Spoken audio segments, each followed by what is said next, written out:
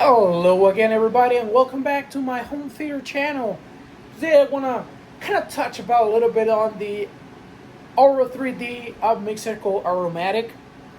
I know a couple of years ago, we saw some YouTubers talking about how amazing it is, how it makes everything sound better, how the layout works better even for Atmos. It's gonna make your system sound a lot better and more immersive.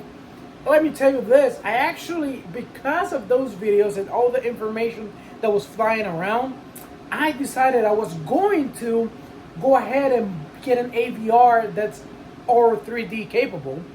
Back in the day when I got my Denon 4700H, I think the difference with the 3700H, which didn't have the Auro-3D Auromatic Upmixer, was like a difference of $800. So I actually paid $800 more just to have the Auro-3D. And then when I start seeing all these videos popping up on how amazing it is, that this setup is the best, this Upmixer makes everything sound better, upmix everything to Auro-3D, and you know, even native Atmos, if you can upmix it with Auro-3D, is going to be a lot better than native Atmos. So there's two things I want to say.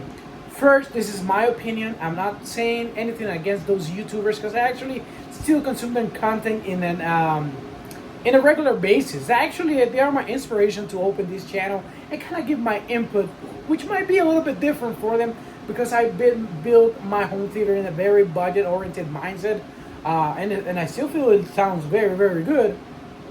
So nothing against them. And number two, I just think there's a lot of out of context and just kind of placebo effect with this Auromatic Upmixer.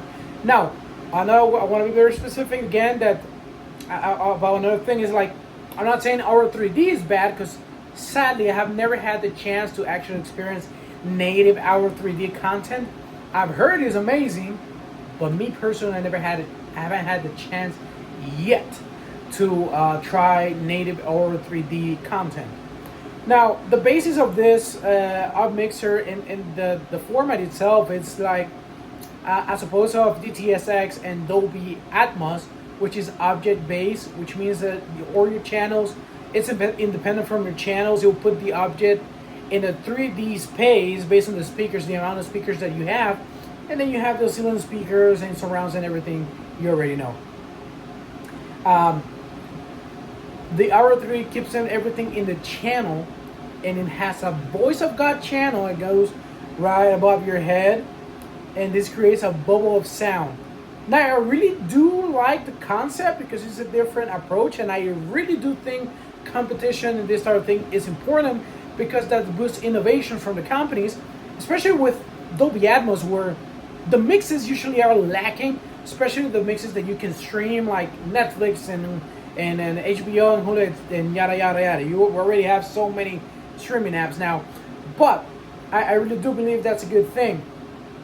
So it's a different concept. So the whole thing is, a lot of people said that this Upmixer was amazing, made everything more immersive, and I can see why some people might think that, or it may even say that, because when you turn Auro-3D on, oh, suddenly you have all this big sound, and the subwoofer feels alive, if you will. It's so much information out there that I actually went ahead and installed Voice of God channel. And if you don't know my setup, I have another video here just kind of showing my cheap home theater. So I went all the way to run wires through the drywall and get the Voice of God channel. And then I turned Auro-3D on, and I'm not impressed.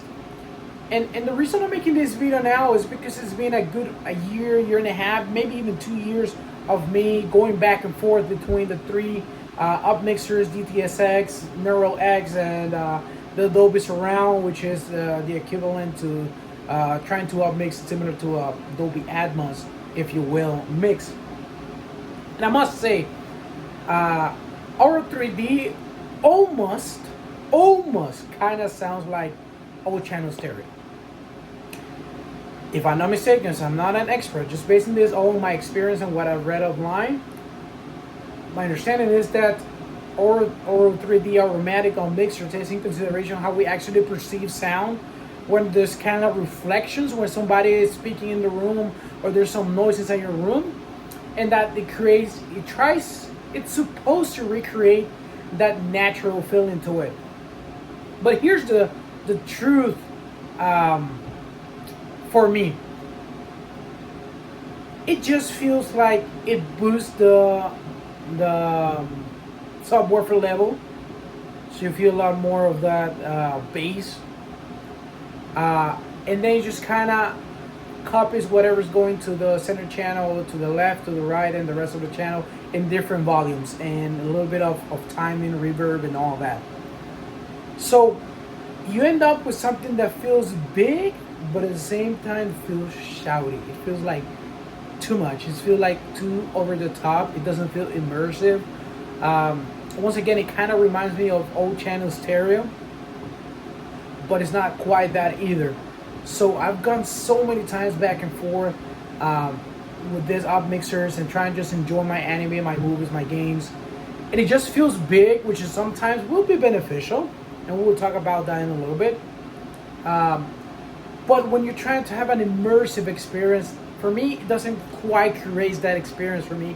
It just feels shouty, it just feels heavy, too upfront. And I've replaced my center speaker 3 times, so I know for a fact it's not my center speaker, or my other speaker, which I replaced twice and kind of swapped them around. So this whole movement about Auro-3D, it just doesn't cut it for me. Now, what I think is a lot of people are expected to always have sound coming out of their speakers, especially the overhead speakers and the voice of God, and that's not really how it's supposed to work. They're supposed to have sound coming out of them at the right time to create that immersive effect. Auro-3D just have sound coming out of them all the time. It just feels like sounds are everywhere, but it's just like copy and paste type of scenario.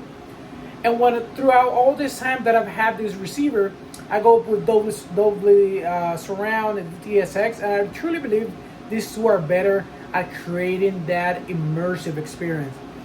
Now, because I already had the setup, which honestly I can't tell you if it's really better with the Auro-3D setup when it comes to playing Atmos content, but I know it sounds good. Now, difference with the Dolby Surround and the DTSX Neural X is that the DTSX actually uses the Voice of God channel. So me personally, I end up trying to have the best of both worlds. I have the Voice of God usage from the DTSX, and then the Dolby Surround does not have that. But if I must say, most of the time, if it wasn't because I installed the Voice of God, I'll probably just stick with Dolby Surround.